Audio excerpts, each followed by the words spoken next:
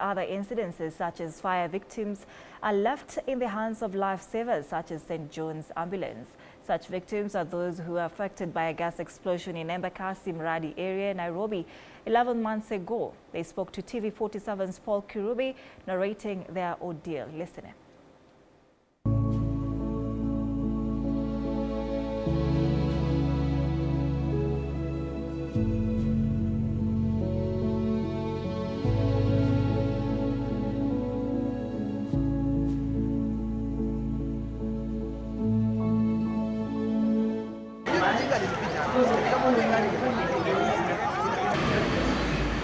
Pain.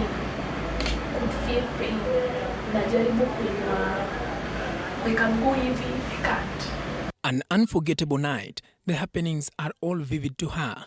They say time heals, but not for her case. She is one of the many survivors of the Embakasi Mradi gas explosion tragedy. Maureen Murugi's facial expression and emotion tells it all. She is in pain, mentally and physically. The agony in her eyes tells the story of a night incident vividly in her memory, an incident that left her nursing severe burns on her legs and hands. Feel like the end of the world because the people when nimetegemea they are going. On the fateful night, Maureen narrates she was in her house when the seemingly to be a pleasant night turned horrific. Through her window, she recalls seeing a massive ball of fire. A span of 10 minutes from when nilishuka to that, ndio naona blast imetokea kwa nyumba katikati, ikakuja. It was coming towards my side. Chini ilikuwa clear hair, juu ilikuwa moto, but the pressure was too high that by the time na turn ikanirusha. Panicking, her instincts push her to make a run for her life. Little known to her that the intense heat emitted from the explosion had already scorched her skin. Desperate for help, she ran into the streets where chaotic scenes were unreeling. Everyone else was fleeing for their lives. Unknown to her, the sight of her burned legs was horrifying to those around her. Luckily, she survived it all and made to a hospital. But pale nilipofika Mata, they looked at burns.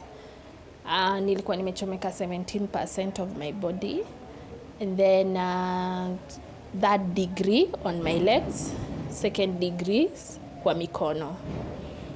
So that time they just gave me a first aid, wakaanza kutoa liquid, but hawakunitoa ile ngozi ya juu.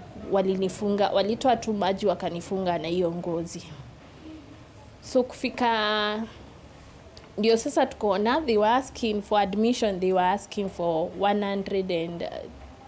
300K. The St. John Ambulance Kenya answered her call for help. So many people wenye walikuwa wamechomeka, they were dying. They were dying. So unasikia mtu mwenye ako jirani amesha pass. So nilikuwa nangoja an opportunity where it was me ndio next. That's what the opportunity I was waiting for. The dire need for medical attention, albeit financial challenges, was not an isolated difficulty for Maureen. Hundreds of others who sustained injuries remained trapped at home, unable to afford medical care. Such is Joel Lukono, also suffered severe burns on his arms. Mkono hapa singekuwa hai, juu nilikaa kwa nyumba more than 2 weeks bila kukuwa dressed na kidonda ikanini. Mtu akanidanganya nikaeka kienyeji. Sasa kuweka kienyeji ikachukua hiyo nyama ikakuja juu. Ndio ikaworsen everything. Kwa sababu sasa ikabidi sasa ni for better for worse nikuje watoe hiyo ngozi yote. In the aftermath of the explosion, Nairobi County government had announced a waiver of medical expenses for persons affected by the killer explosion, but that remained to be just but an announcement, at least from the victims who narrate a different tale. The incident leaving an indelible mark in the lives of affected and the country emergency response management, the St. John Ambulance further introduced more programs, such as providing free rescue and first aid along highways.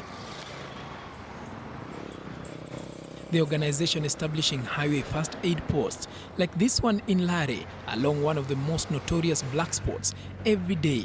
These centers are manned by dedicated St. John first responders who volunteer their time and services free of charge. Nikakatwa kwa mkono, nikawa sijielewi na nikapoteza fahamu. Wakati ambapo nilirudisha fahamu, ndio nikakuta watu wa St. John ambulance, hata hakukuwa na daktari wote alikuwa amefika, isipokuwa raia wenye walikuwa hapo karibu. Wakanichukua, wakanifunga hiyo mguu, wakaniweka kwa kitanda, wakanitibu hiyo mguu yote. In such instances, the first responders are residents and business owners near the rescue center, all who are volunteers trained in first aid, emergency response and trauma counseling to handle all kinds of pre-hospital care in case of medical emergencies in their area. My dad, siku moja alipatanga accident na walimshikilia sana hadi akapona. So nikakuwa willing kuingia St. John's na nikaona naweza saidia watu wengi. Siku nyingine kulikuwa na landslide pale Matadia, pia tulikuwa hapo, tulienda hata Maimahio. Tumekuwa tukisaidia community kwa njia mbalimbali. Pia watu wakiwa vijijini, wakipata mahali popote kuna ajali ama janga lolote likitokea, huwa wanatuita na tunaenda tunawasaidia. A similar rescue center setup is just a few kilometers away at another notorious black spot in Ngarariga along the Nairobi-Nakuru highway. So tumekuwa hapa, tunapatiana services kama first aid, pia tunapatiana services za counseling, na pia tunahudumia watu wenye wako na mashida ya magonjwa nini. Sawa, wakikuja huku kwetu tunawadirect venye watapata huduma. Bodaboda riders often the first to arrive at accident scenes. St. John also embarked in providing them with the necessary knowledge of saving lives through first aid. Mombasa Road, at least mtu wa kwanza pale unaona, hata siku hizi unapata wanatembea paka na zile first aid kits, wamejifunga nayo hivi, wanasaidiana. Unasikia anasema tusimpeleke hivyo, ngoja kidogo, tulifundishwa tunafanya hivi. CPI wanajua kufanya. Nyingine nimepata mtu ameanguka kifafa na alikuwa na wenzake. Hawakujua kama huyo mtu anafaa kutolewa nguo ama anafaa kutolewa viatu. So nilienda pale nikaongelesha, nikaona venye jamaa na behave. Nikapata wanachukua kalamu wanamuingizia kwa mdomo, mimi nikawatoa hiyo kalamu. St. John CEO Dr. James Wanjagi explains that the organization aims to have at least one trained first responder in every home. We include emergency medical technicians so that they can be able to go out there and support organizations and support in paramedicine.